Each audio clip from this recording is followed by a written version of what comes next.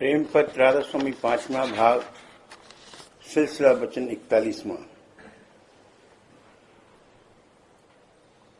संत सदगुरु को जो मालिक से हरदम मिले रहते हैं, मालिक का परम प्यारा पुत्र या खुद उसका स्वरूप समझना चाहिए और जो सेवा उनकी की जावे वो खुद मालिक की सेवा माननी चाहिए।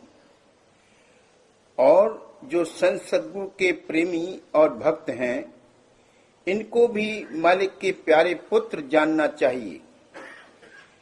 जो कोई उनके साथ मोहब्बत करे या उनकी किसी किस्म की सेवा या खिदमत किसी से बन आवे, उसको भी मालिक और संत सदगुरु अपनी सेवा समझकर कबूल और मंजूर फरमाते और उसका फल तरक्की, प्रीत और प्रतीत की आप बख्शते। संत सदगुरु का दर्शन गोया मालिक का दर्शन है और उनका संग मालिक का संग है और उनकी दया और मेहर की नजर जिस पर पड़ी, गोया मालिक की मेहर उस पर हुई। वास्ते तस्दीक और प्रमाण इस बात के चंद कड़ियां नीचे लिखी जाती हैं। कौल कबीर साहब।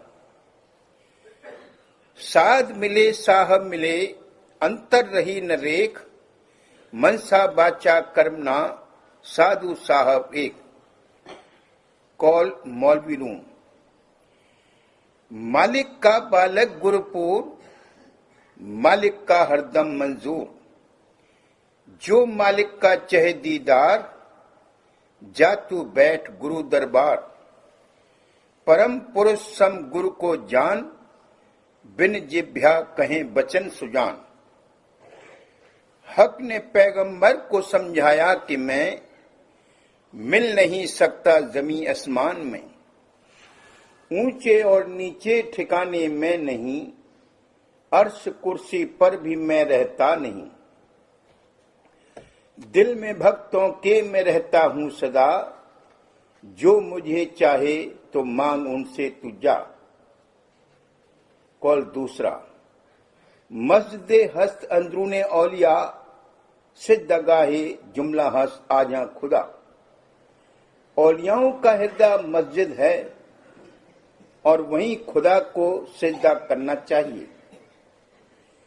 चूंकि कर दी जाते मुर्शिद रा कबूल, हम खुदा दर्जा तशामद हम रसूल। जबकि तूने गुरु के स्वरूप को माना तो उसमें खुदा और पैगंबर दोनों आ गए। मन खुदारा आशकारा दीदाम, सूरते इंसान खुदारा दीदाम। मैंने मालिक को प्रकट इंसान के स्वरूप में देखा। आप ताबे मतलए अनवार जात, रोशन अजमाहे जमीने औलियास्त। सूरज ब्रह्म साध के चंद स्वरूप से रोशन हैं। रामायण। मेरे मन प्रभु अस विश्वासा, राम से अधिक राम कर दासा। कौल गुरु नानक। गुरु परमेश्वर एको जान, भूला काहे फिरे अजान। कौल नाभाजी।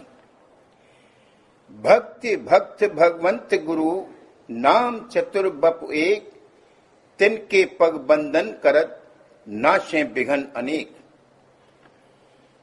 नाहम बसामी बैकुंठे, योगिना हृदय नचा, मद भक्ता यत्र गायन्ते, तत्र तिष्ठामि नारद। हे नारद, न मैं बैकुंठ में बसता हूं और न योगियों के हृदय में निवास करता हूं, लेकिन जहां मेरे भक्त मेरा गुणानुवाद गाते हैं, वहां मेरा निवास है।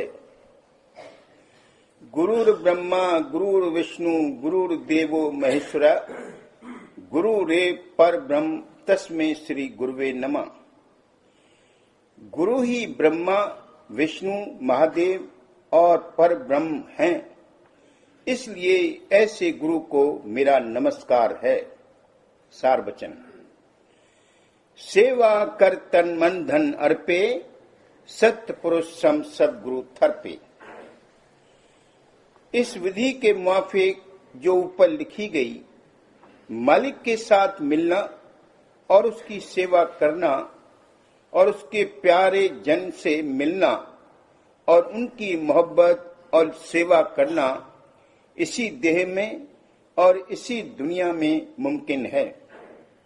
पर शर्त यह है कि सच्चा शौक और दर्द मन में होना चाहिए, नहीं तो दुनिया के अभागी लोग संत सद्गुरु और सद्गुरु और उनके प्रेमी जन और भक्त जन की निंदा करते और उनसे विरोध रखकर और अनेक तरह के विघन प्रेमी जन के सत्संग और भक्ति की कार्रवाई में डालकर अपना भाग घटाते हैं। दुनिया में भी दस्तूर है कि जो बादशाह और महाराजे की तरफ से गवर्नर या नाजिम या सूबा किसी देश में मुकर्रर होता है, तो जो कुछ उसकी नजर या भेंट की जावे या किसी किस्म की खिदमत सरकारी किसी से बनावे, वो भेंट और खिदमत बादशाह और महाराजे की समझी जाती है और उसका फल यानी एवज बादशाह और महाराजे की तरफ से मिलता है। फिर इसी तरह संत और सात मालिक के कुंवर और नायब इस दुनिया में हैं। जिस किसी को थोड़ी या बहुत उनकी पहचान आ जावे वही बड़भागी है और उसी को एक दिन मालिक के चरणों के प्रेम की दौलत मिलेगी। जो कि मालिक अपने विदेह स्वरूप से घट घट में मौजूद है, तो उस स्वरूप या उसके जलवे का दर्शन भी इसी देह में संत सद्गुरु की दया से मुमकिन है। यानी जब वे अपनी मेहर से सूरत शब्द मार्ग का उपदेश देवेंगे और अंतर में अभ्यास करावेंगे, तब प्रेमी जन आहिस्ते आहिस्ते अपने घट में सूक्ष्म से सूक्ष्म और अति सूक्ष्म स्वरूप होते हुए और मालिक का जलवा और प्रकाश रास्ते में देखते हुए एक दिन निज धाम में पहुंचकर उसका पूरा दर्शन पा सकते हैं। और जब तक कि दयाल देश में न पहुंचे, तब तक उनको मालिक शब्द स्वरूप और संत सद्गुरु रूप से जब तक अभ्यास की हालत में बराबर अपनी मेहर और दया से दर्शन देता रहता है कि जिससे उनकी प्रीत और प्रति चरणों में बढ़ती जाती और दुनिया और उसका सामान उनकी नजर में तुच्छ और ओछा होता है। जो कोई ऐसी समझ लेकर और सत्संग करके मालिक की भक्ति और उसके चरणों में प्रीत करेगा, वही एक दिन महल में दखल पावेगा। और जो बिना पहचान थोड़ी बहुत प्रीत और भाव करते हैं, उस प्रीत का फायदा थोड़ा सा सुख दुनिया में या ऊंचे लोकों में मिल जाएगा, लेकिन सच्चे मालिक का दीदार हासिल नहीं होगा और जीव का सच्चा उद्धार नहीं होगा। इस वास्ते कुल जीवों को मुनासिब और लाजिम है कि अपने गृहस्थ में रहकर और दुनिया के सब कारोबार और रोजगार होशियारी से करते हुए, जहां सैकड़ों जगह और बहुत से आदमियों से प्रीत करते हैं, कुछ थोड़ी या बहुत मोहब्बत मालिक के चरणों में भी लावें और ये मोहब्बत भेद और महिमा के साथ होना चाहिए, तो उनको दुनिया में भी आराम और आइंदा को सुख मिलेगा।